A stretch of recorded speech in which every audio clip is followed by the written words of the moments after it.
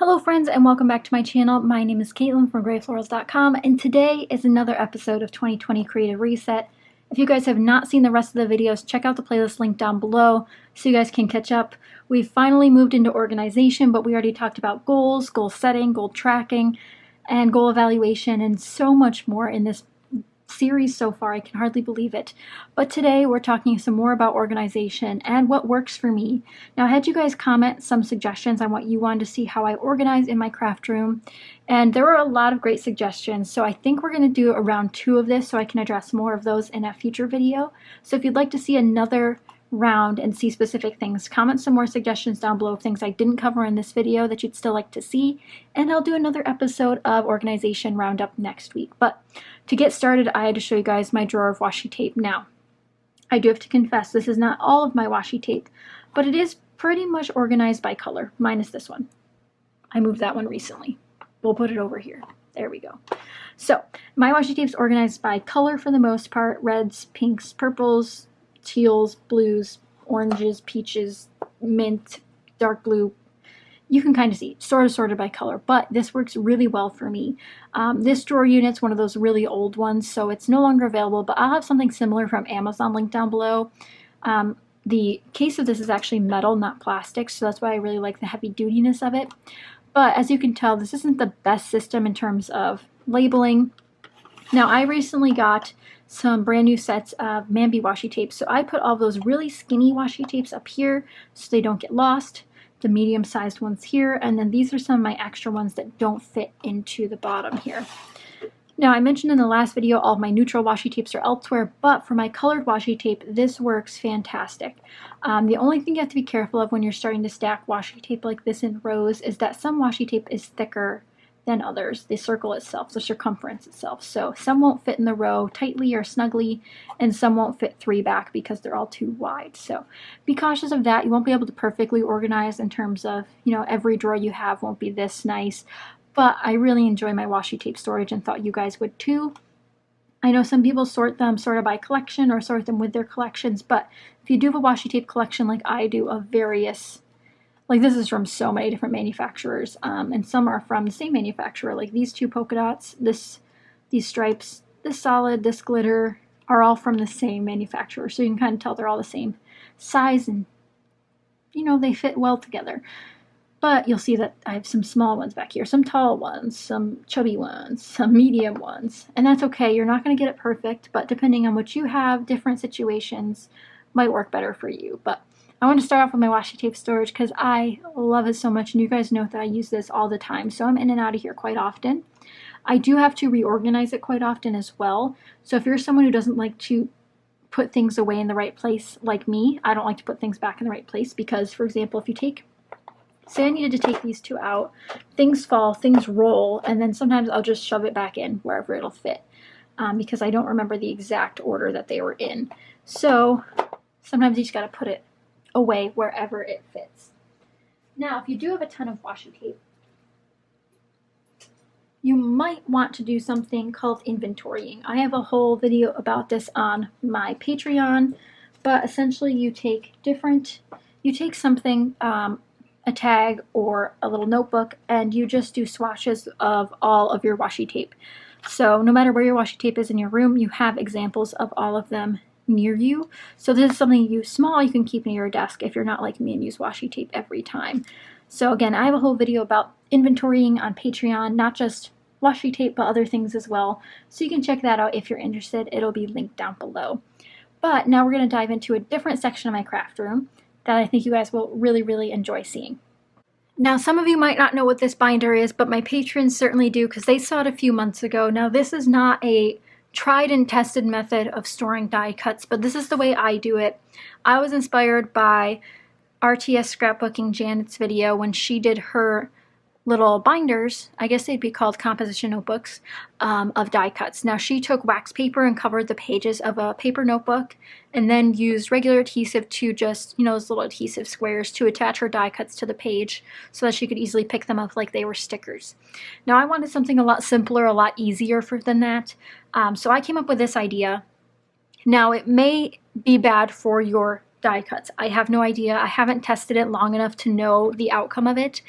But I use a binder, and then I use magnetic photo pages, which generally are hard to find nowadays. Michaels does tend to carry them because they have 8.5 by 11 binders, but they can be hard to find. I had some from previous projects, so I decided to put my die cuts in here. Now, if you don't know what they are, they're usually an 8.5 by 11. Sometimes they're 8 by 12, or they made really tall photo albums back in the day.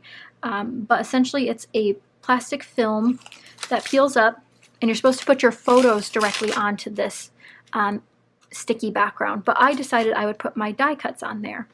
Now, it works and it doesn't work. As you can see, some things have fallen out of place, but I have two binders. One is by collection, so this is a My Mind's Eye collection. World Traveler. This is actually from the packaging. And essentially you just put your die cuts in here and make sure there's room between each one so that they stay in place, and you push down the film to hold it into place, and they're front and back. So I have them on the front and the back, and these ones are sorted by collection. So these are newer, or ones that I've just kept together for longer. So a lot of these were still in their packaging when I brought them into here. So I have Pretty Little Studio, I have Jelly Bean Soup, and so far so good. If you have very weak die cuts, I would not put them in here. I've gotten a couple that have torn a little bit. These ones you can see are falling out already. So do I necessarily recommend this method? No, but some of you guys wanted to see my die cut storage, so I decided I would post it.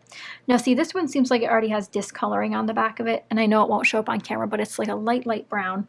Now that might not be cause of the album itself. It could have been already there. I do not know. But I've used die cuts out of here. I've used die cuts out of my other one as well. Then we go into Illustrated Faith. So I've put vellum pieces in here. Does chipboard work? I have a couple chipboard in here, so you'll see that in the end, but I don't think they really work. Especially since I store my binders vertically, everything can fall out pretty easily. So the thinner the die cut, technically the better, but it could also get stuck. The vellum ones I'm a little bit concerned about, only because they're see-through, so if something did happen, like if something did stick to the back, you might be able to just see it. So you have to make sure that you push everything in. This didn't take me too long to actually set up. I already had the binders, I already had the pages, so this seemed like a cost-effective way for me to try this. And I did put all of my die cuts in here. So I have a colored binder for my miscellaneous die cuts, and then I have this one for my themed die cuts. So these ones are Cartabella, and then these ones are Kaiser Craft, and then Project Life. You can see this one falls all the time. If you don't leave enough space, they tend to just make a mess. Now they're all pretty much contained within the page, but if the bottom one falls loose, then they can all start falling out. And I've had that happen if you put them too close to the edge. Here's some acetate pieces I put in to see how they'd react. Now I believe these ones from Pink Paisley do have a backing on them. Yeah, see the backing pretty much stuck to the backing of the magnetic sheet. So you really need to be careful when you're doing this. Now, I think Janet's method is great. I know Daisy has also done a video about it. And some of these you can see that the adhesive's actually on the front side, so it's peeled off the back, probably because they're so old. But it hasn't affected any of the pieces yet. So these are some more. These ones are from Recollections, Heidi Swap. Some of these are random, but since there are some chipboard ones in here, I definitely wanted to try it out. So far, so good, but I did have to give them a lot of space so that they would function properly. And then I just added the Maggie Holmes Carousel, and then I found some Simple Stories ones I wanted to put in here. And like I said, the more space for them, the better, so they stick to the page well. So if you have a ton of die cuts, not the method for you. I think it would take way too long. It'd be too much of an investment for the pages itself, because these magnetic photo pages can be quite expensive. I believe it's a pack of 25 when you buy them at Michael's, and I'll try to have some link down below in case you guys are interested in trying it. But if you have them, try a page first. I tried a couple pages before I did all of my die cuts, and they lasted fine for a few days. But like I mentioned, I do have another binder full of the color-coded ones. So this one, they're sorted by color. So black, whites, and neutrals are in the beginning. And again, there's a lot of empty spots because I've used them. Pink, etc. So in the previous video when I said I had to sort these, which I haven't still, this is where they'll go. All the pink ones will go in the pink area. All the neutral ones will go in the neutral area, etc. So I have all the colors in here. And I could even add tabs to the sides if I really wanted to go crazy with organizing them. But so far, so good. Again, it's only been like this for a few months. And I'm still nervous about the outcome. All of my die cuts are in these 2 binders. And these are 1.5-inch binders. So not too much space taken up in a craft room versus, you know, those containers people are using. So it depends how you go through your supplies. And I think that's something that comes with the evaluation period. So again, if you have not watched the evaluation video that we did last week about your craft room, definitely watch that first. I go in depth on one of my evaluations so you can go through it on your craft room yourself. And today we're sharing tips and tricks on how to organize. So if you guys have organization methods for anything that I mentioned in this video, please comment them down below. And don't forget to leave me suggestions for next week's video about what else you want to see how I organize. Next week we'll do a real one. If I don't love the way I have it organized, I'll still show you and tell you how I can improve upon it, but I think that'll be fun. So those are my die cuts, and now we'll move on to the last section of my craft room to share with you guys. So the next one I want to show you is my stamp organization. Now this is just my clear stamps, and not even all of them. I'm just showing you the half bin that I have here. The other one's kind of a mess, to be honest, so you're lucky you're not seeing that. But my stamps are in these bins. I got them at Big Lots for 80 cents. They did not come with lids, so that's why I got them. But I created tabs, and all of my stamps are sort of in a category. And for the most part, I have a lot of my stamps inventoried on my computer. So again, if you're interested in an inventory video, definitely check out my Patreon where I go into that quite a bit more in depth. But I have these blue tabs, which you can see back here further. And that's how I mainly sort out my stamps, but for the organization part, we'll get into that in a moment. So now I have both hands that you guys are set up on a tripod, but I have a bunch of different categories for my stamps, which we also talk about in the craft room cleanup series I did a while back when I lived in New York. So I have backgrounds, floral/nature, there's a lot of stamps in here. I have birthday. Wait a minute, did I go past? No, birthday, feel better, then sentiments. I forgot I had them in that order. And then I have a couple extra large stamp sets on the side here. They just live there, they're fine. But essentially how I do it is, let me take this out of the way. This is just a one-off, but we'll move that out of the way. I have the Avery L pockets. I have 2 sizes. I have the 4x4 and the 4x6. And each stamp, clear stamp that is, goes into its own envelope. Especially if it has its own stuff. So if these close to my heart stamp sets didn't have this extra like packaging with it, they could probably share one. I do a lot of sharing when it comes to these because they're expensive, and to be honest, I don't need a lot of extra plastic, so trying to avoid that whenever I can by just sticking them in there. But they do go in with their coordinating packaging. So the Sunny Studio one's here, and then the stamp is in front of it. That way I don't have to open a second package when I go to take this out. And how cute is that vacuum? So cute. The Your Next Stamp one is a different type of package, so I just leave it inside, but nonetheless it stays in there. And then they're sorted sort of by size. So you can see they kind of get taller and taller, and then once you're into 4x6, it goes to 4x6, and then you get past 4x6 and get into like these taller ones like Heidi Swap. Much taller, probably goes in the back. And then this one, too big for an envelope. It's a stamp and die set and embossing set from Sizzix, which again, there you go, a little bit better. Still haven't used this on a card, really want to though. So that's kind of how they're organized in each section. Now to determine what your label should be, I go over that in my other video during craft room cleanup, which I'll have linked down below. That took quite a while to do all of this. My stamps were never like this before, so having them organized is a great feat. So then we have backgrounds, and I have 2 in here. Since these are 6x6 and this bin's essentially 6x6, they don't have envelopes, which is fine because there's only 2. Floral and nature, again 4x6 in the beginning because there's no 4x4s, and then they just go back and they have their packaging with them. And yeah, I mean, that's all they do. And then as you go past, this is a birthday one in the wrong section. Are we in birthday? No, not in birthday. This goes in birthday, so it'll go in the back. Feel better. Most of these are small, so they're in 4x4s. And then sentiments, because these are all the other sentiments that are either joint sets. So like this one says, "You will forever be my always," which could have went in like a Valentine's Day category, but I thought that was a little bit too on the nose. Graduation and happy and hellos and things like that. But all the packaging stays with the product. That way it's easier for me to tell you where it came from, who made it. It defeats like having to label all these pockets, because that just doesn't seem like something I ever want to do.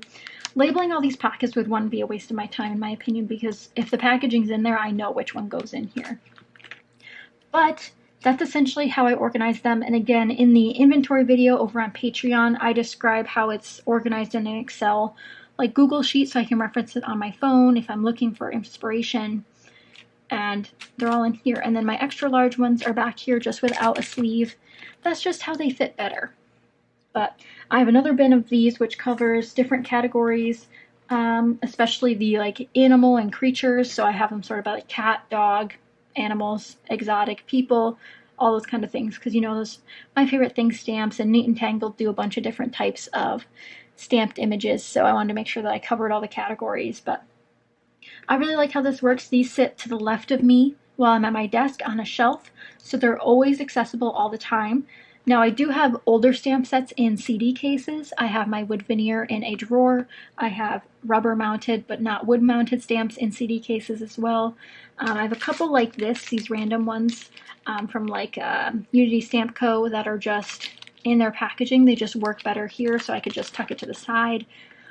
So there are other options. This is just how a majority of my stamps are stored, are in these shoebox containers. And again, I only have 2 of them, but I still have a ton of stamps and more to put away. Like I have this giant pile of ones to be put away. Ones that I've used and need to put away, ones that need packaging to be put away. Don't need to be packaged, like these cute koalas. I use that for an anniversary card. I use these for a congratulations card. So the ones that are new, or even these ones that I've used that need to be put away, like these everyday ones go in here. These alphabets go in every day. They don't necessarily go in an order once they're in each category. They just kind of go by size. I find that works better because I don't have too many stamps, and I usually know what I want before I even get to my stamps. Like I'll have a stamp set in mind, or know what I'm looking for, like a birthday sentiment or a happy birthday, or get better, or congratulations, or something like that. But I hope you guys enjoyed seeing my stamp organization. That's the last one I'm going to go over in this video, but again, leave more comments down below for what you want to see.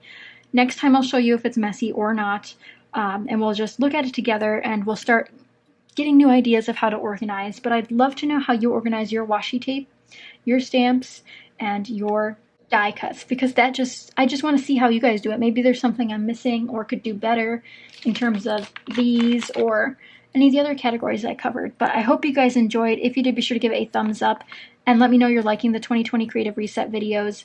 Next week we're going to go over more organization, so again, don't forget to leave comments because that's going to help us determine what we go over. But thank you guys so much for watching. I hope you enjoyed, and I'll see you guys next time. Bye guys!